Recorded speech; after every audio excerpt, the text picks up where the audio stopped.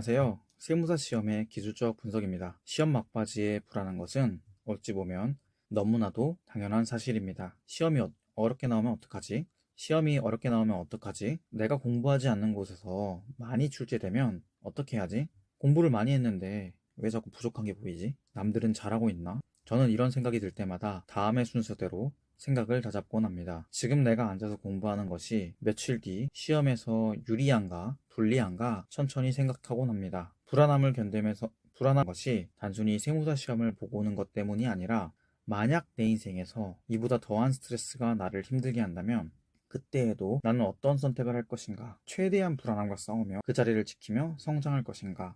아니면 불안을 못 이겨서 도망칠 것인가? 스스로에게 묻는 시간을 가지곤 합니다. 두 번째는 본질에 대해서 생각해 봅니다. 세상 사람들은 어떤 일에 많은 의미를 부여합니다. 응시생이 2만 명이 되었던 사실을 보고 어떤 사람은 이제 끝났구나, 경쟁률이 너무 높다 라며 절망을 할 것이고, 어떤 사람은 많이 보네, 다들 경쟁률이 높다고 불안해하겠다, 나는 하나라도 더 외워야겠다 라고 생각할 것입니다. 어떤 의미 부여가 여러분들에게 지금 상황에서 도움이 될까요? 결국 5월 4일은 160문제를 풀고 나온 날입니다. 여기서 60점 넘으면 됩니다. 불안하지만 도망치고 싶지만 지금 하나라도 더 이해하면 정답을 맞출 확률이 더 늘어난다는 것은 자명한 사실입니다. 세 번째, 차분하게 계획을 세웁니다. 위 두 가지 질문에서 내가 이 시간에 앉아 있는 것이 유리한 행동이라고 판단을 했으면 차분하게 계획을 세웁니다. 지금 실력보다 과한 목표를 설정하지 않았나? 방심하고 있는 부분이 있나? 수입배당금 입금불산입률, 의제배당 세액 공제율,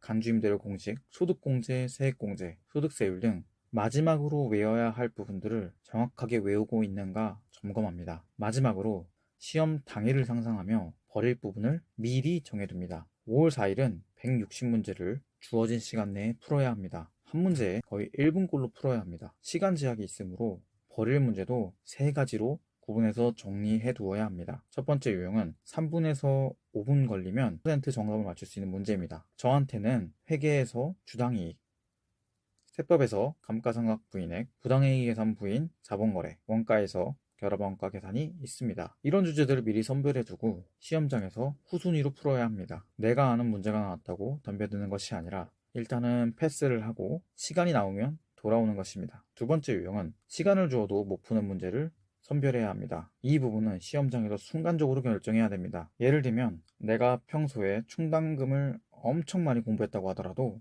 시험장에서 변수가 많고 복잡해서 2분을 초과할 것 같으면 버려야 합니다. 세 번째 유형은 시험장에서 세 번째 유형에서는 당연히 모르는 것이 인정하는 새로운 문제는 출제됩니다. 이런 것이 시험 합격에 영향이 없다는 것을 알면서도 시험장에서 시야가 좁아지면 그 문제가 엄청 커 보입니다. 그래서 저는 공부한 것을 정확하게 정리하고 그 외에서 시험에 나오면 그 문제는 정답을 미리 찍어버립니다. 쓸데없는 시간을 1초도 허비하지 않습니다. 이때 아낀 시간으로 첫 번째 유형의 문제를 풉니다. 1분에 한 문제인데 한 문제를 버리면 합쳐서 2분이라는 시간이 생기게 됩니다. 오히려 새로운 문제가 많이 나오면 내가 풀 수 있는 시간, 오히려 문제를 풀 수 있는 시간이 늘어납니다. 경제장 허비할 거고요. 며칠 남지 않았습니다. 불안함은 당연합니다. 하지만 늦은 밤까지 본인의 인생을 위해 고민하는 여러분들의 미래는 밝을 것이라 생각합니다. 감사합니다. 세무사 시험의 기술적 분석이었습니다.